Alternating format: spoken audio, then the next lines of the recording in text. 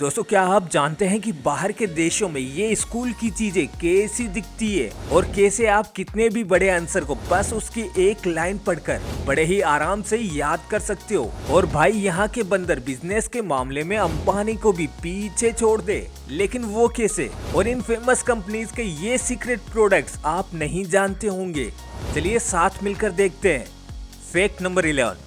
दोस्तों आमतौर पर अगर हम किसी इंफॉर्मेशन को याद करने की ट्राई करते हैं तो हम उसे स्टार्टिंग से याद करने लग जाते हैं। लेकिन दोस्तों आपको एक कमाल की बात बताएं, अगली बार से किसी भी इंफॉर्मेशन के बीच वाले पार्ट को याद करना है, क्योंकि होता कुछ ये है कि हमारा दिमाग स्टार्टिंग और एंडिंग को बड़े ही आसानी से सीख लेता है। कंफ्यूजन होता है तो हमेशा मिडिल पार्ट में। इसीलिए नेक्स्ट टाइम से आपको उस इंफॉर्मेशन के मिड सेक्शन को ज्यादा अच्छे से याद करना चाहिए, क्योंकि स्टार्टिंग और एंडिंग तो आपका दिमाग वैसे ही जल्दी से याद कर लेगा। Fact number 10। दोस्तों इन रोप्स का यूज तो ऑलमोस्ट हम सब ने कभी ना कभी किया ही है, लेकिन क्या आप जानते हैं कि इन्हें बनाने के लिए क्या यूज किया जाता है और ये बनती कैसे है? दरअसल दोस्तों इन्हें नारियल से बनाया जाता है। नारियल पानी पी लेने के बाद उनके छिलके ऐसे ही वेस्ट ना फेंक कर उन्हें कुछ इस तरह से रिसाइकल कर लिया जाता है, जिसके लिए उन्हें सबसे पहले फैक्ट्री में लाया जाता है। फिर हर नारियल को अच्छे से छील लिया जाता है, जिसके बाद 7-8 दिनों तक इन्हें सूखने दिया जाता है। सूख कर भूसा बन जाने के बाद इसे एक ऐसी मशीन में डाल दिया जाता है जिसके नीचे एक वायर लगा होता है, और अब ये भूसा केवल इस वायर के चारों तरफ लपेटा जाता है और फाइनली आपकी रस्सी बनकर तैयार हो जाती है। फिर मार्केट में सेल करने के लिए इन्हें रोल करके रख देते हैं। Fact number 9। दोस्तों अगर किसी पार्टी या ओकेशन पर दो लड़कियां सेम ड्रेस पहनकर दिख जाए तो आप अंदाजा लगा लो वो मन ही मन एक दूसरे को कितनी गालियां दे रही होगी। वैसे इस समस्या का समाधान एडोबी ने निकाल दिया है। एडोबी की इस ड्रेस को आप एक बार पहनो और बस इसका कलर चेंज करते रहो।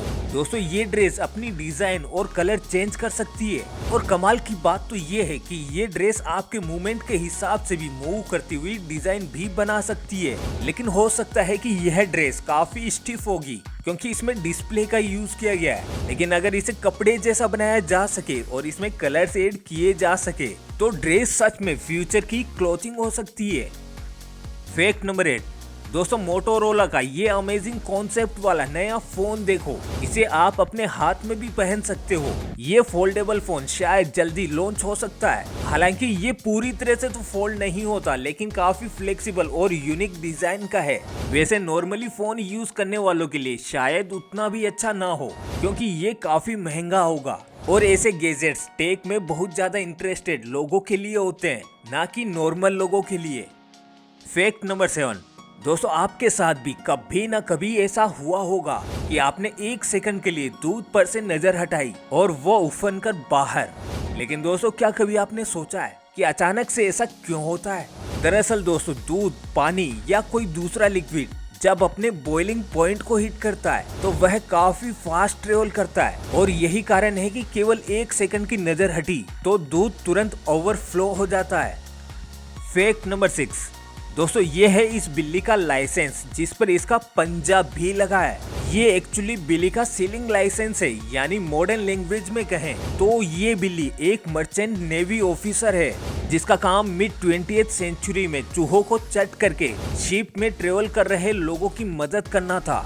शिप पर चूहे होने के कारण लोगों के सामान को सही सलामत रखने के लिए ही इन जैसी बिल्लियों का फिंगरप्रिंट वाला सीलिंग लाइसेंस बनाया गया था। Fact number 5। दोस्तों बाली में काफी बंदर है और यहाँ के बंदर ट्रेडिंग करते हैं। असल में दोस्तों बाली में काफी ज्यादा टूरिस्ट अट्रैक्शन होने के कारण ट्रेवलर्स का इन मंकीज से आमना सामना हो ही जाता है। यही कारण है कि इन्होंने भी धीरे धीरे ट्रेड करना सीख लिया है। दरअसल दोस्तों होता कुछ यूं है कि सबसे पहले बंदर टूरिस्ट से उनके ही सनग्लासेस, पर्स या बाकी दूसरी महंगी चीजें चुराते हैं, और ये तभी लौटाते हैं जब इनके बदले में इन्हें खाना दिया जाए। अब तो ये बंदर इस काम में एक्सपर्ट भी हो गए हैं। Fact number 4।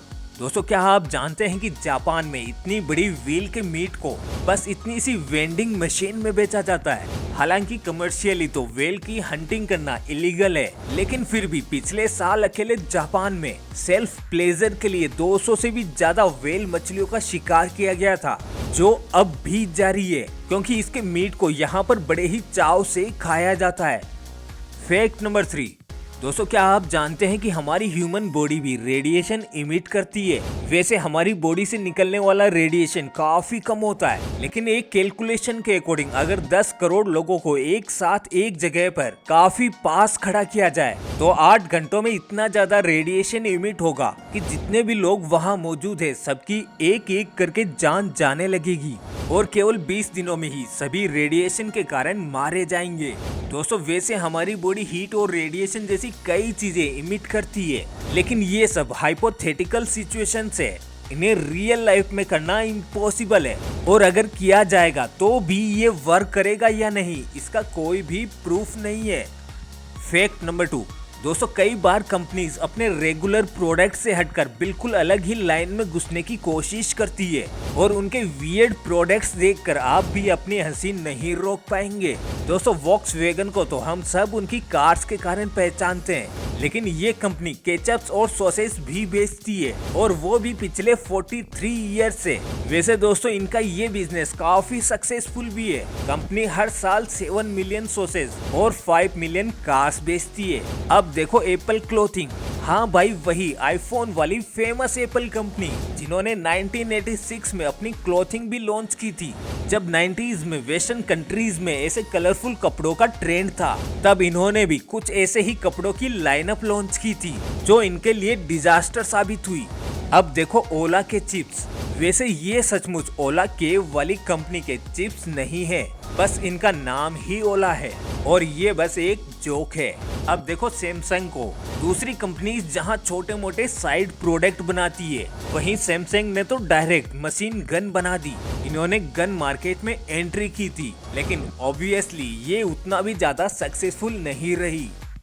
Fact number 1। दोस्तों इंडिया और बाहर की कंट्रीज में स्कूल लाइफ, एजुकेशन और यहाँ तक कि डिसिप्लिन में भी काफी डिफरेंस है। साथ ही दोस्तों बच्चों की स्कूल प्रोडक्ट्स भी डिफरेंट होते हैं। जैसे आपको पेपर होल्ड करने वाली ये पिन्स तो याद ही होंगे, इंडिया में तो ये नॉर्मल ही होते हैं, लेकिन जापान में ये पिन्स कुछ ऐसी फैंसी होती है।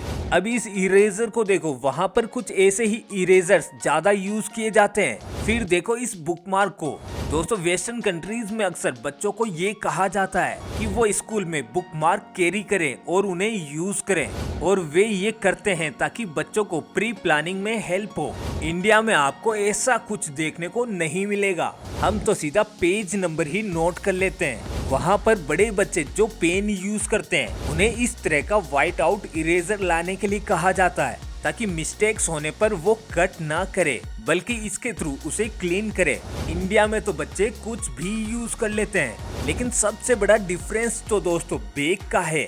वहाँ पर ज्यादातर बच्चे अपने बैग में पावर बैंक या फिर उनके बैग से ही पावर बैंक ऑटोमेटिकली अटैच होता है, क्योंकि वहाँ पर बच्चे पढ़ाई के लिए क्लास में ही बैठकर कई बार फोन्स या लैपटॉप्स का यूज करते हैं, जिस वजह से उन्हें पावर बैंक की जरूरत पड़ती है। लेकिन इंडिया में बैग्स का क्या हाल है ये तो आप सब अच्छे से जानते हो।